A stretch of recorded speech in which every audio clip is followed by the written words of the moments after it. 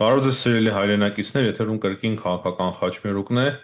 եւ մեր հյուրն է Իսրայելից պարոն Արտյոմ Չեռնոմորյանը, ում հետ սիրով զրուցելու ենք, թե ինչ է տեղի ունենում հիմա Իրանի շուրջ։ Գիտենք, որ Իսրայելը մարտական բարձր պատրաստվածության է բերվել Իսրայելի զորքերը եւ ինչ որ սպասելիքներ կան, հնարավոր է նաեւ Ամերիկայի Միացյալ Նահանգների նախագահը հրաման արձակի եւ հարձակում գործեն Իրանի վրա, Իրանն էլ սպառնում է Իսրայելին եւ Ամերիկայի Միացյալ Նահանգներին։ Այդ ամենի մասին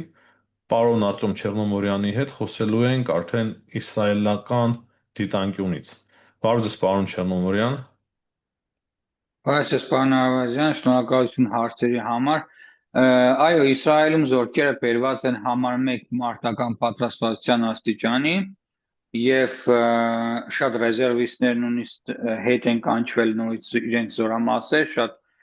բանակային ստորաբաժանումներ նորից կրկնակի կարծես թե լրիվ պատերազմական իրավիճակի մեջ են հայտնվել նորից, սպասում են ինչ որ մի հրամանի։ Համենայն դեպս իմ կարծիքով, եթե այս օրերի ընթացքում Իսրայելը սպասողական վիճակ է իրենից, ուրեմն սպասողական վիճակի մեջ է լինելու, սա կապված է հիմնականում Իրանում այաթոլլաների ռեժիմի հետ։ Եթե Իրանի այաթոլլաների ռեժիմը այս օրերի ընթացքում ճեղքվածք տա եւ իշխանափոխություն տեղի ունենա Իրանում, այսինքն ռեալ հեղափոխություն, ապա այս դեպքում Իսրայելը որևէ ռազմական գործողություններ կարծում եմ չի դիմի։ Իսկ եթե ասենք այաթոլլաների ռեժիմը օգտագործի նույն Նաթանյահուի համակարգը, այսինքն միայն սա Նաթանյահուինը չէ, ամբողջ աշխարհում շատ հայտնի բանաձև է, երբ որ երկրի ներսում ցույցեր են գործընթացներ են իշխանափոխության, ժողովրդի ուշադրությունը արտաքին թշնամու վրա սևեռելը շատ հին բանաձև է, որը հարյուրավոր, եթե ոչ հազարավոր տարիներ, ասենք, եւ թագավորների եւ կայսրությունների կողմից կիրառվել է, նույնը նաեւ Իսրայելում է կիրառվում, նույնը նաեւ հնարավոր է, որ Իրանում կիրառվի։ Ասել կուզի, որ հնարավոր է այս սարսափելի ծանր իրավիճակը Իրանում առաջացած այաթոլլաների ռեժիմը որոշի հարձակում իրականացնել, ասենք, Իսրայելի տարածքի եւ Ամերիկայի Միացյալ Նահանգների ռազմաբազաների նավերի ուղղությամբ։ Սա հնարավոր սցենարներից մեկն է, որ Իսրայելում շատ են վախենում։ Այսինքն այս պահին Իսրայելը չի ուզում նախահարձակ լինել եւ երբ որ հիշում եք անցյալ տարի հունիսի 13-ին, երբ որ մենք խոսում ենք սկսված պատերազմի մասին, այն ժամանակ ասում են ինչու Իսրայելը հարձակվեց, բայց մոռացել են, որ դրանից ասենք 1 տարի առաջ առաջինը ապրիլ ամսին Իրանը առաջին անգամ թևավոր հրթիռներով ու հակաօդային ներողություն բալիստիկ հրթիռներով, թևավոր հրթիռներով ու ԱԹՍ-ներով առաջին անգամ իր պատմության մեջ հարվածներ հասցրեց Իսրայելի տարածքի վրա։ Այսինքն այս անգամ իմ կարծիքով Իսրայելը որևէ ռազմական գործողությունների չի դիմի, բայց մշակել են բոլոր հնարավոր տարբերակները, եթե Իրանը հարձակվի, եթե Ամերիկայի Միացյալ Նահանգները որոշեն միջամտել գործին, իրենք հարձակվեն, Իսրայելը ստիպված պետք է լինի նաև ուրեմն միջամտել եւ իր օդուժը օդ բարձրացնել, որպես Ամերիկայի Միացյալ Նահանգների դաշնակից, սա իմ կարծիքով Իսրայելի համար ամենավատ սցենարներից մեկը կլինի, որովհետեւ այս հարձակման դեպքում պատկերացրեք Իսրայելի տարածքի վրա Իրանը ինչպիսի մեծ քանակությամբ հրթիռներ կարձակի, ընդ որում այս անգամ, եթե հիշում եք մեր նախորդ հարցազրույցի, մեր նախորդ հաղորդման ժամանակ ես պատմեցի, որ Իրանը բավականին մեծ քանակությամբ հրթիռներ է ստացել չինական արտադրության եւ այս անգամ Իսրայելի ու Մերձավոր Արևելքի օդում հայտնվելու են չինական արտադրության հրթիռները մեծականակ, տարբեր տեսակի, տարբեր ուրեմն հեռահարության եւ սա լինելու է չինական զենքի ու արևմտյան զենքի առաջին լուրջ այսպես հանդիպումը օդում, բախումը օդում, այո, որը իհարկե ես որպես Իսրայելի քաղաքացի, մեզ Իսրայելի քաղաքացիների համար չափազանց ինչպես ասեմ անթույլատրելի հեռանկար կարող է լինել մեր համար ու վտանգավոր է։ շատ վտանգավոր, շատ մահացու, եթե նախորդ անգամ ամեն անգամ հրթիռ ընկնելուց աղոթում ենք, որ մեր շենքի, մեր տարածքի վրա հրթիռը չընկնի, որպեսզի փլուզումներ չլինեն, որովհետև բալիստիկ հրթիռները հնարավոր չէ 100%-ով չեզոքացնել, նույնիսկ 70, 80 կամ 90, որ հայտնում են իսրայելյան հակաօդային պաշտպանության ուժերը, նույնիսկ 10% հրթիռ ընկնելու դեպքում այդ կարող է հսկայական վնասներ ու շենքերի փլուզումներ ու մարդկային զոհեր առաջացնել։ Այս է հիմնական մեր մտահոգությունը, տարիներին, եթե հիշում եք, ես պատմեցի նախորդ անգամ, որ տարին բավականին բարդ տարի է լինելու Իսրայելի համար, տարին սկսվեց տնտեսական ճգնաժամով, գների թանկացումներով, գրեթե բոլոր տեսակի ապրանքների թանկացել են, չնայած ասենք վարելային նյութը, բենզինը իջել է մի քանի ագարոտով, ասենք 20-30 ագարոտով իջել է, 30 ագարոտով, որը ասենք մոտ մի դրամ է կազմում, այդ մի դրամը մեծ տարբերություն ասենք չի կարող քեզ կովորա, ասենք մի մեքենան լիցքավորելու ժամանակ ասենք $1, $2 տարբերությունը սա էական տարբերություն չէ մեկ մեքենայի Պարոն Չերնոմորյան, կոնկրետ քննարկումներ կա, թե ինչ կարող է հիմա տեղի ունենալ Իսրայել մամուլը միթե չի քննարկում հնարավոր սցենարները։ Քննարկում են իհարկե տարբեր սցենարներ են քննարկում են, ինչպես ձեզ ասեցի, ես փորձեցի համընդհանուր ներկայացնել, ամենալավ Իսրայելի համար ելքը իշխանափոխությունն է Իրանում եւ Բենյամին Նեթանյահուն օր առաջ հերոստաելույթով հանդես եկավ իր Իրանի եղբայրներին եւ քույրերին ուղղված, ասաց, որ մենք Իրանը պարսիկ ժողովուրդը մեր թշնամին չեն, այլ ուղղակի այաթոլլաների ռեժիմն է եւ երբ որ Իրանում տեղի ունենա ռեժիմի փոփոխություն, իսլամիստների հերացում, այն ժամանակ Իսրայելը իշխեր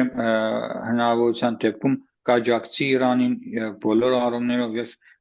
տնտեսական եւ բազմաթիվ այլ խնդիրներ լուծելու հետ կապված, այսինքն սա առաջին տարբերակն է, որ Իսրայելը չի ուզում, ասենք, ռազմական ճանապարհով Իրանի հետ բախումներ ունենա, իսկ այաթոլլաների ռեժիմը իմ կարծիքով հակված է հենց այս առաջին տարբերակին։ Երկրորդ տարբերակ, ինչպես ասեցի, Ամերիկայի Միացյալ Նահանգների ու համատեղ Իսրայելի ներգործությունն է, այսինքն համատեղ հարձակումն է Իրանի վրա։ Այս արդեն բավականին բարդ հիմնախնդիրներ կարող է ստեղծել Իսրայելի համար։ Իսկ երրորդ տարբերակ չկա, այսինքն սպասեն ինչին։ Տրամփ արդեն մի քանի անգամ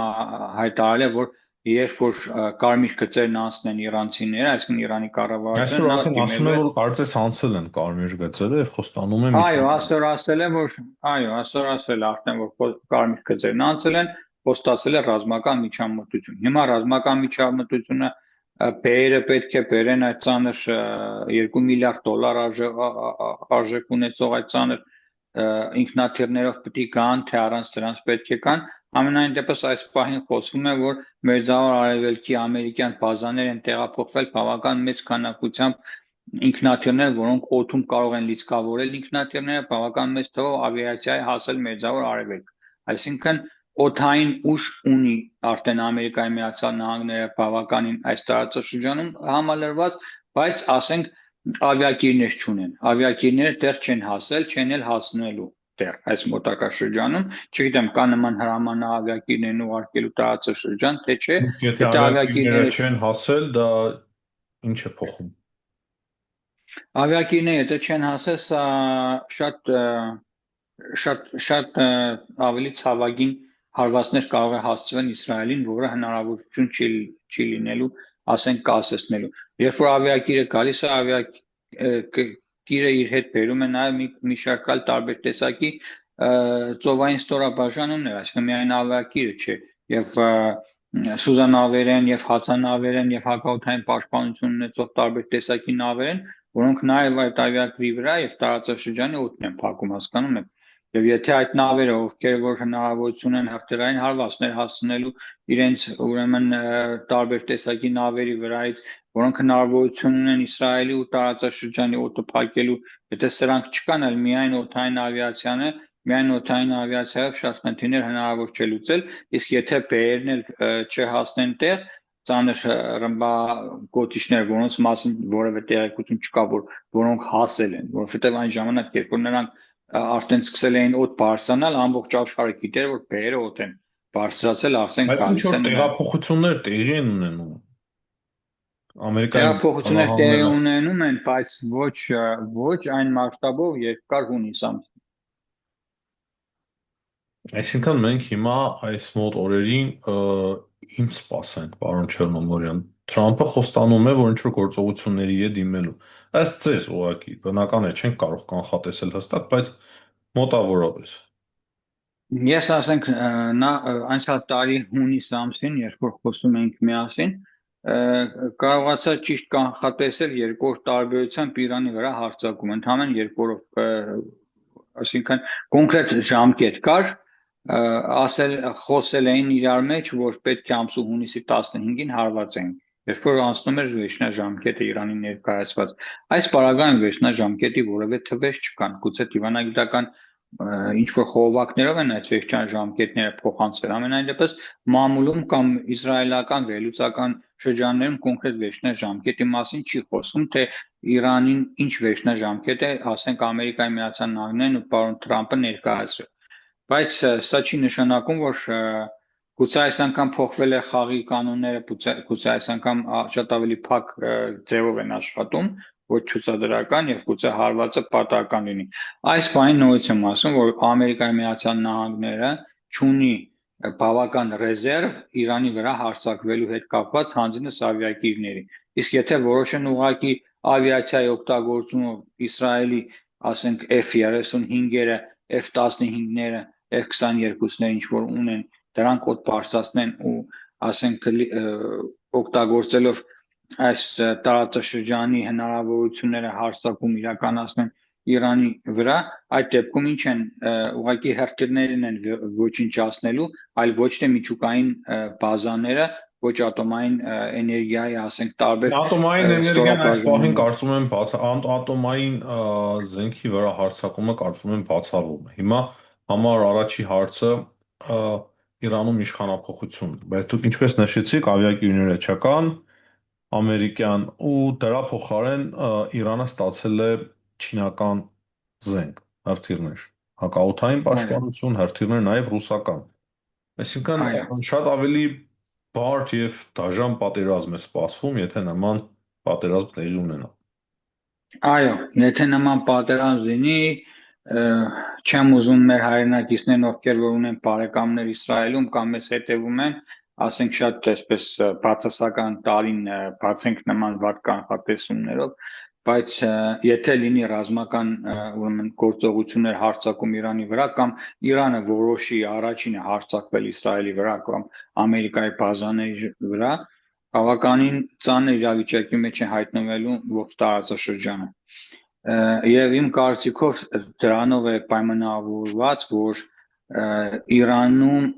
գնալով թեժանում են միտինգներ, այսինքն եւ Միացյալ Նահանգները եւ Իսրայելը եւ նրանց հատուկ ծառայությունները ցանկանում են, որպեսզի երկրում իշխանափոխություն տեղի ունենա, այսինքն կան իշխանության մարդիկ, ովքեր այդ կոճակը չեն սեղմի պատերազմ սկսելու հետ կապված։ Իսկ եթե սպասեն, Տրամփը գիտեք համբերություն ունի, շատ համբերությունը Տրամփի շատ շուտ է սպառվում, չգիտեմ, ասենք ցավոք սրտի թե բարեբախտաբար կարող է Վենեսուելայի ափերից իր ավիակիրներից, եթե երկուսն էլ տեղափոխի միջերկրական ծով կամ Պարսից ծոց, որևէ միտեղ տեղակային սուզանավերն էլ եւ մնացած նավերն էլ հետները բերեն, այս ժամանակ բավականին լուրջ Դա պատերազմի ժամանակ հոտ կգա։ կպահանջի։ Դա այո, բավական երկար ժամանակ կտա, մինչև ասենք ինչքան օր է պետք, որ մինչև Վենեսուելայի ափերից հասնեն մեր տարածաշրջան այս ծանր նավերը, սրանից բացի էլ նաև միայն գալով տեղակայվելով չէ, պետք է նաև ռազմական օպերացիա մշակեն եւ այլն, թե ինչ հարվածներ կոնկրետ ինչ են անելու, ինչ հետագա անելիքներ ունեն եւ ինչ ռազմական եւ ստրատեգիական եւ տակտիկական խնդիրներ պետք է լուծեն այս տարածաշրջանում։ Համենայն դեպս, պարոն Այվազյան, եկեք մի պահ հայկական համայնքն ու Իսրայելը ընդհանուր այս ծանր ստեղծված ճգնաժամը մի կողմ տնելով, խոսենք նաև Հայաստանի մասին, թե ինչ սպասումներ կլինեն Հայաստանում, ինչ վատ ազդակներ սրանք կարող են դառնալ Հայաստանի համար։ Մեր համար ամենակարևորը նաև մեր Հայաստանի ներկայիս իրավիճակն է։ Տեսեք, մի կողմից Թրամփը, թրիպի ճանապարհը, այս ծրագիրը, որ պետք է այս տարի արդեն մեծ թափով առաջ գնալ, պետք է աշխատեն չէ այդ ուղղությամբ, եւ նման եթե տարածաշրջանում նման հիմնախնդիրներ առաջանան, պատերազմական իրավիճակ, եւ պատկերացրեք որքան ասենք շիա մահմեդական մուսուլման կարող է Հայաստան ուղղակի փախստականներ, այսպես հեղեղեն Հայաստանը։ Սա մի կողմից ասենք ճիշտ է մեր կառավարությունը ասում է, որ Պարսիկ ժողովուրդը բարեկամ են եւ այլն, բայց մի մոռացեք, որ Հայաստան աշխարհում երկրորդ մոնոկրոն միակրոն պետությունն է Վատիկանից հետո եւ Հայաստանում ես չէի ցանկանա, որ ասենք 20-30% իսլամական բնակչություն ունենա Հայաստանը։ Պարզ են ձեր մտահոգությունները, բայց պարոն Չեռնոմորյան, ի տարբերություն նախորդ ցույցերի, որոնք որ տեղի էին ունենում Իրանում, գիտեք, 19 թվականը, կարծես 22 թվականը, որն է հիմա տարբերությունը, ինչ են ասում Իսրայելում, հնարավոր է ինչ որ իշխանափոխություն տեղի ունենա այս անգամ։ Իսրայելում ես մի քանի վերլուծաբանների եմ լսում, տարբեր կարծիքներ են հնչում, կարծիքները կիսվել են երկու մասի անկեղծ ասած։ Մի մասը կարծում է, որ որովհետև 76 թվականի Իրանի հեղափոխությունը մեկ ամսում տեղություն ունեցավ, մեկ տարի տևեց մինչև շահը իր իշխանությունը հանձնեց այս իսլամիստներին։ Եվ ասենք մեկ ամիս էլ տեղ չկա, որ Իրանում այս հեղափոխական շարժումները սկսվել են եւ այս անգամ ընդհանրապես մերժում են իսլամական գաղափարախոսությունը հենց այս շիա մահմեդական իսլամական պետություն ունենալու գաղափարը եւ սրանով է պայմանավորված, որ նույնիսկ Սուլեյմանի նկարներն են փողոցներում այրում, այդ չեմ խոսում, որ Իրանի դրոշներն են այրում, փոխարենը փոխում են Իրանի դրոշները, ասենք այրուծով նույն դրոշը, նույն երագույնը այրուծի, ասիկան իրենց շահական դրոշով են փոխում։ Սա առաջինը։ Երկրորդը տարբերությունն այն է, որ այս անգամ բավականին լուրջ զոհեր կան, այսինքն կան որոշ վերլուծական խմբեր, որոնք ասում են Իսրայելում, որ նույնիսկ մինչև 2000 մարդ արդեն սպանվել է։ Այսօր իսրայելյան լրատվամիջոցներն ասացին, որ սա գուցե ծերամանություն ունի, որ այն մարդիկ, ովքեր որ վիրավոր հրազենային վնասվածքով տեղափոխվում են հիվանդանոց, իսլամական հեղափոխության պահապանները մարդկանց գնդակահարում են հենց հոսպիտալի մեջ, ասենք տեսնելով, որ այս մարդը ստացել է հրաձգային վնասվածք, պատկերացնում եք, իսկ նաև Իրաքից բերել են շիա արաբների, իրենց Իրաքի միլիցիային 800 հոգի, որոնց որպես ջարդար բերել են, գցել են Իրանի ժողովրդի լեզվով ասած ջանը, որպեսզի արաբների ձեռքով կարողանան սեփական ժողովրդին կոտորեն։ Սա երկրորդը, սա տարբերություններն եմ ասում, հա, նախորդ շարժումների։ Եվ ամենակարևորը երրորդն այն է, որ ասենք շատ զինվորներ, ռազմական կառույցների ներկայացուցիչներ անցնում են ժողովրդի կողմը։ Սրա մասին իհարկե Իրանի ռեժիմը չի խոսում, հա, եւ նաեւ չորրորդը, որ համընդհանուր ինտերնետի, համընդհանուր կապի բացակայության պայմաններում իշխանությունը գրեթե կապը կտրել է իր մնացած տարածքների հետ, մնացած շրջանների հետ, չունի կոնկրետ լուրջ կապ հաստատված եւ չգիտի թե ասենք ծայրամասերում իրականում ինչ է տեղի ունենում եւ քանի քաղաք է արդեն ապստամբների ձեռքը անցել, խոսքը հիմնականում քրդաբնակ տարածաշրջանների մասին է։ Այստեղ մի քանի ազգային խոշոր ուրեմն փոքրամասնություններ կան, եթե չասենք մեծամասնություններ, ինչպիսիք են բելուջները, ինչպիսիք են քրդերը եւ ինչպիսիք են թուրքերը Թավրիզի շրջանում։ Սրանց որ ասում են ադրբեջական, Ադրբեջան, սրանք ադրբեջանցի չեն։ Իրենք իրենց մոտեցումներով երբ որ ասենք նայում ես հենց ադրբեջանցիներին, սրանք չեն սիրում ադրբեջանցիները։ Սրանք իրենց էությամբ շատ ավելի թուրք են, քան ադրբեջանցի, որտեղ ադրբեջանցիները ծագումնաբանումով թատար են, ոչ թե թուրք են։ Ուղղակի շիա մահմեդականություն են, ընդունած թաթարներ են ավելի, քան թուրքեր են։ Լեզվի տարբերություններ կա, չէ, ադրբեջանցիների ու թուրքերի միջև։ Ամենայն դեպս սա են հիմնական 3 տարբերությունները, նու 4 տարբերություն ասեցի, այո, եւ նաեւ շատ ավելի այլունարբու ձևով են այս իշխանությունները փորձում մարդկանց պատժել գնդակահարությունների, սպանությունների ձևով, որը կարող է շատ վատ անդրադառնալ եւ կարող է իրոք այնպիսի բողոքի ակցիաներ առաջացնել, որը ողջ Իրանում, ասենք, համընդհանուր ապստամբության, այսպես օջախներ ստեղծվեն տարբեր շրջաններում համընդհանուր եւ կենտրոնական իշխանությունը հնարավորություն չունենա նաեւ տեղեկություններ են տարածում որ Իրանի այն շատ հարստացած հեղափոխական պահապանների կորպուսի հրամանատարությունը գաղտնի ծառայությունների ղեկավարները ովքեր որ շատ հարստացել են այս ընթացքում թե նավթի վրա եւ գազի վաճառքից եւ տարբեր տեսակի մաքսանիկ ճանապարհներով այս մարտիկ փախել են արդեն Իրանից։ Իսրայելում նման նաեւ տեղեկություններ կան, այսինքն գլուխն են առել, փախել են, որպեսզի նրանց, ասենք, փողոցում մարտիկ ճանաչելով լինչի դատաստանի չենթարկեն։ Այս է իրականությունը, ուղղակի Հայաստանի մասին եմ ես հիմա շատ մտածում, թե ոչ այնքան Իրանի մասին, թե ինչ իրավիճակ Իրանում կստեղծվի, այլ Իրանի հայկական համայնքի մասին եմ շատ մտահոգ եւ նաեւ մտահոգում Հայաստանի ընդհանուր մեր հայ ժողովրդի մեր ճակատագրի հետ կապված, որովհետեւ եթե տարածաշրջանում իրոք խժդժություններ ստեղծվեն, անկայուն վիճակ ստեղծվի, Թուրքիան եւ Ադրբեջանը կարող է առիթից օգտվել։ Ես կարծում եմ, որ ոչ այդքան Թուրքիան եւ Ադրբեջանը, որքան Ռուսաստանը, պարոն Չեռնոմորյան,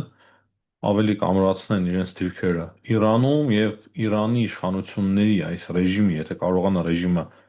այժմով խեղդել այդ ցույցերը եւ պահել իշխանությունը, շատ ավելի հակաամերիկյան կդառնա եւ TRIP ծրագիրը շատ լուրջ խնդիրներ կունենա։ Այսինքն Հայաստանի եւ Ամերիկայի Միացյալ Նահանգների ռազմավարական հարաբերությունները մեծ վտանգի տակ կհայտնվեն եւ ընդհանրապես Հայաստանի քաղաքական կուրսը։ Ցավոք սրտի Հայաստանի քաղաքական կուրսը հիմա էլ է վտանգված իմ կարծիքով, այսինքն այնքան պարզ ու հստակ չէ, որովհետև ցանկացած բրուսելյան կամ ամերիկյան հանդիպումից հետո մեր վարչապետը մեկնում է Ռուսաստան։ Սա, ասենք, մենք որպես Սփյուռքում աշխատող վերլուծաբաններ եւ արևմտյան հայացքներ ունեցող եւ Հայաստանը ցանկություն ունենք տեսնել արևմտյան քաղաքակրթության ծիրում, այլ ոչ թե ռուսա, թուրքա, մոնղոլական եւ այլն, ամենայն դեպս երբ որ որևէ վերլուծաբաներ չլինես, հասարակ քաղաքացի լինես, երբ որ տեսնում ես, որ գնում են Եվրոպայում մեր իշխանավորները ինչ են խոսում, հաջորդ օր թռնում գնում են Լենինգրադ կամ Մոսկվա Պուտինին ներկայանալու զեկուցելու, սա արդեն կողքից ինչ էլ որ լինի, նույնիսկ վերլուծաբաներ չլինես, որ ինչ էլ չհասկանաս, չի նայվում, չի ուտվում, հասկանում եք։ Դա նշանակում է, որ վտանգները դեռևս շատ մեծ են մեր տարածաշրջանում եւ Ռուսաստանը դեռևս լուրջ հնարավորություններ ունի։ Երևի դա է, պարոն Չեռնոմորյան։ Ամենայն դեպս, երբ որ Սալավիովը իր եթերներում Հայաստանը օկուպացնելու մասին է խոսում, հայերը բերաները ջուրառը նստել են, չգիտեմ։ Ճիշտ եք, պարոն Չեռնոմորյան, ճիշտ եք։ Դե ինչ, հետաքրքիր մանրամասներ ներկայացրիք, թե ինչ է տեղի ունենում Իրանում, թե ինչ տրամադրություններ կան Իսրայելում։ Հուսանք, որ այդ ամենը շուտ կավարտվի եւ կավարտվի այնպես, որը, այսինքն, չի վնասի մեր ազգային ու պետական շահին։ Տեսնենք, հուսանք։ Բավականին տխուր է վիճակը, ուղղակի հուսանք, որ ամեն ինչ լավ է ավարտվելու։ Ես էլ հուսամ, բայց պետք է որ մեր Հայաստանի կառավարությունը իրեն հայտարարություններում շատ զուսպ լինի, որովհետև երբ որ ամբողջ արևմտյան աշխարհը եւ Ամերիկայի Միացյալ Նահանգները, որի հետ TRIP են ստորագրել եւ լուրջ համագործակցության ուրեմն եզրեր կան Ամերիկայի Միացյալ Նահանգների հետ, երբ որ Հայաստանը ազգուշ հայտարարություններ անում, պաշտպանելով ներկայիս այաթոլլաների ռեժիմին, ինչ է ստացվում, որ Իրանի այն ժողովուրդը մեծամասնությունը, որը դեմ է այս ռեժիմին, Հայաստանը պաշտպանում է այս ռեժիմին, ասենք ոչ մի պետություն նման լուրջ հայտարարություններով հանդես չեկավ, բացի Հայաստանի Հանրապետություն։ Մի պետություն, որը այս ես չեմ տեսել Հայաստանի Հանրապետության հայտարարությունը, երևի նոր է, տեսնենք ուսում։ Այո, սա այսինքն հայտարարություններն այն էր, որ ասենք տողատակ ես կարդում ես, որ ասենք ռեժիմին Իրանի հայտարարության հայտարարություն դեռևս չեմ տեսել, հնարավոր է բաց եմ թողել, ավելի ուշադիր կլինեմ։ Այո, կան ուղղակի սա ասենք իշխանամերձ տելեգրամյան ալիքները մեկ-մեկ նաև այաթոլլաների ռեժիմի այդ քարոզչությունն են տարածում, բայց նաև արևմտյան մամուլի տարածածը նույնպես տարածում են, այսինքն երկուսն են։ Հիմա իմաստը դրա որն է։ Դրա իմաստը որն է, երբ որ Հայաստանում միթե չգիտեն այաթոլլաների ռեժիմը, Հայաստանում ինչ է պարոն Փաշինյանը մոռացել է, առաջինը ով Ադրբեջանին իր տարածքային ամբողջականությունը վերականգնելու համար շնորհավոր ես։ Մոռացել են Հայաստանում սա։ Մոռացել են ով է սա արել, ով է Հայաստանը դատապարտել, որ 300,000 ադրբեջանցի չի ընդունում։ Մերոնք շատ հիշողությունները մերոնք շատ կարճ է ցավոք սրտի մեր Հայաստանի կառավարության, ու Հայաստանը պետք է բերանը փակեր եւ սուս մնար եւ ընդհանրապես չխառնվի եւ որևէ տեսակի հայտարարությամբ պաշտպան Այաթոլլաների ռեժիմը չպետք է հանդես գան։ Սա իմ անձնական կարծիքն է։ Հանդես կա, պարոն Չեռնոմորյան, ես չեմ նկատել Դե արդեն մասսան բարել են արդեն, բայց ամենայն դեպս պետք է սուս մնան, չպետք է շարունակեն նույն ձևով հանդես գալ, իրենք պետք է մնան իրենց տեղում։ Այսինքն ոչ մի երկիր, որոնք ավելի հարաբերություններ ունեն ջերմ Իրանի հետ սուս են մնում, ասենք Հայաստանը պարտադիր պետք է խոսի, նույնը Պաղեստինի անկախության ճանաչման հետ էր կապված։ Ասենք 148-րդ երկիրն էր, ճանաչեցին, դա ինչ տվեց Հայաստանի կառավարությանը։ Պաղեստինը նույն այն պետությունների շարքում էր, որը Հայաստանին դատապարտեց Ադրբեջանի հետ միասին, որ ադրբեջանցիների փախստականներին հայերը չեն ընդունում։ Պաղեստինը այս պետությունների շարքում է։ Այսքանն է։ Պարզ է, պարոն Չեռնոմորյան, շատ շնորհակալ ենք հետաքրքիր տեղեկությունների համար եւ այս զրույցի համար։ Հաջողություն։ Ես էլ եմ շնորհակալ, Աստված մեզ պահապան, շնորհակալություն։ Հաջողություն։